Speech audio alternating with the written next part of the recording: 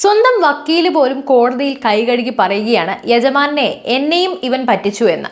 കേൾക്കുമ്പോൾ സിനിമയിലെ comedy scene പോലെ തോന്നുന്നുണ്ടാകാം. എങ്കിൽ തെറ്റി. ഇത് കേരളത്തിലെ ഒരു പ്രമുഖ ചാനൽ മുതലാളിമാർ അയൽ സംസ്ഥാനത്തെ കോടതിയിൽ പോയി നടത്തിയ മാസ് ഡ്രാമയുടെ ക്ലൈമാക്സ് ആണ്. സത്യസന്ധതയുടെ സിംഹഗർജനം നടത്തുന്നവർക്ക് സ്വന്തം അഴിമതിയുടെ വാർത്തകൾ കേൾക്കുമ്പോൾ അപ്പോൾ മാത്രം എന്തിനാണ് ഇത്ര ചൊറിച്ചിൽ? 900-ലധികം ലിങ്കുകൾ പൂട്ടിക്കാൻ പോയിട്ട് ഒടുവിൽ തലയിൽ മുണ്ടിട്ട് മടങ്ങേണ്ടി വന്ന ആൻഡ്രൂ അഗസ്റ്റിന്റെയും സംഘത്തിന്റെയും ബാംഗ്ലൂരു ഡയറീസ് നമുക്കൊന്ന് പൊളിച്ചെടുക്കാം.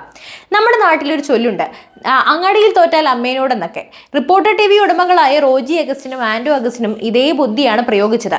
മുട്ടിൽ മരമുറി കേസ്, കോടികളുടെ ബാങ്ക് വെട്ടിപ്പ്, പിന്നെ ആ പഴയ വിശ്വപ്രസിദ്ധമായ മാംഗോ ഫോൺ തട്ടിപ്പ്. ഗൂഗിളിൽ തിരഞ്ഞാൽ ഇതൊക്കെ വരുന്നത് അവർക്ക് ഇത്ര സുഖകരമല്ല.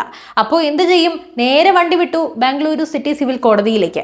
അവിടെ ചെന്ന് വലിയ വായിൽ പറഞ്ഞു, ഞങ്ങൾ മഹാപാവങ്ങളാണ്, ബിസിനസ് മാഗ്നറ്റുകളാണ്, കേരളത്തിലെ മാധ്യമങ്ങൾ ഞങ്ങളെ വെറുതെ വേട്ടയാടുകയാണ്.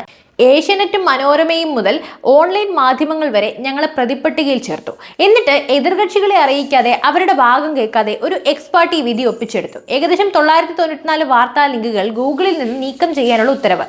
അന്നേരം ഇവർ കരുതി കാണും ഇനി ആരും ഒന്നും അറിയില്ല, ഹിസ്റ്ററി അങ്ങ് ക്ലീൻ ആക്കാം എന്ന്. പക്ഷെ കളി അവിടെ തീർന്നില്ല. സത്യം എന്നത് ഈട്ടിത്തടി പോലെയാണല്ലോ, എത്ര കുഴിച്ചു മൂടിയാലും അത് മുളച്ചു വരും.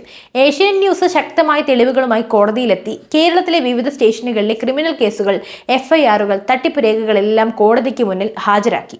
ഇത് കണ്ട ജഡ്ജി അന്തം വിട്ടുപോയി. ഇവിടെയാണ് കഥയിലെ ട്വിസ്റ്റ്. കോടതി ഉടമകളുടെ വക്കീലിനോട് കാര്യങ്ങൾ തിരക്കിയപ്പോൾ പാവം വക്കീൽ അക്ഷരാർത്ഥത്തിൽ ഞെട്ടി. അദ്ദേഹം കോടതിയിൽ പറഞ്ഞത് എന്താണെന്നോ?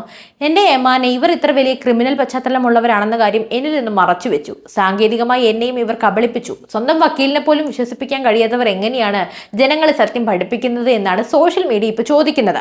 എന്തിനാണ് ഇവർക്ക് ഈ ലിങ്കുകൾ ഇത്ര പേടി? വയനാട്ടിലെ കാടുകളിൽ നിന്നും കോടിക്കണക്കിന് രൂപയുടെ ഈട്ടിത്തടികൾ വെട്ടിക്കടത്തിയ മുട്ടിൽ മരമുറി കേസ് കേരളം മറന്നിട്ടില്ല. പരിസ്ഥിതി സ്നേഹം ചാനലിൽ നിന്ന് പ്രസംഗിക്കുന്നവർ തന്നെ മരത്തിന്റെ വേരെടുത്ത കഥകൾ പുറം ലോകം അറിയുന്നത് മാധ്യമ മുകൾ പരിവേഷത്തിന് നൽകുന്ന ഏറ്റവും വലിയ പ്രഹരമാണ്. പിന്നെ ആപ്പിളിന് വെല്ലാൻ വന്ന മാംഗോ ഫോൺ. തദ്ദേശീയമായി ഫോൺ എന്ന് പറഞ്ഞ് സാധാരണക്കാരന്റെ പണം വാങ്ങിയ ശേഷം ഫോണും നൽകിയില്ല, പണവും പോയി. ഈ പഴയ തട്ടിപ്പുകൾ ഗൂഗിളിൽ നിന്നും മായ്ച്ചു കളഞ്ഞാൽ തങ്ങൾ വിശുദ്ധരാകുമെന്ന് ഇവർ വ്യാമോഹിച്ചു. പക്ഷെ കോടതി പറഞ്ഞു അതൊന്നും നടക്കില്ല. വിഷയം കൈവിട്ടു പോകുമെന്ന് കണ്ടപ്പോൾ ഹർജി പിൻവലിക്കാൻ അവർ അപേക്ഷ നൽകി.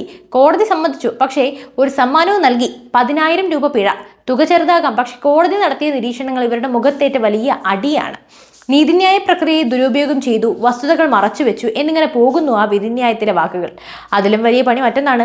നീക്കം ചെയ്ത ആ 994 ലിങ്കുകളും ഒരാഴ്ചയ്ക്കുള്ളിൽ പുനഃസ്ഥാപിക്കണം. അതായത് ഇവർ കോടികൾ ചിലവാക്കി മുക്കാൻ നോക്കിയ വാർത്തകൾ ഇനി പഴയതിനേക്കാൾ മുൻപന്തിയിൽ ഗൂഗിളിൽ വരും. ഇതിനെയാണ് പറയുക താൻ കുഴിച്ച കുഴിയിൽ തന്നെ താൻ വീണു എന്ന്.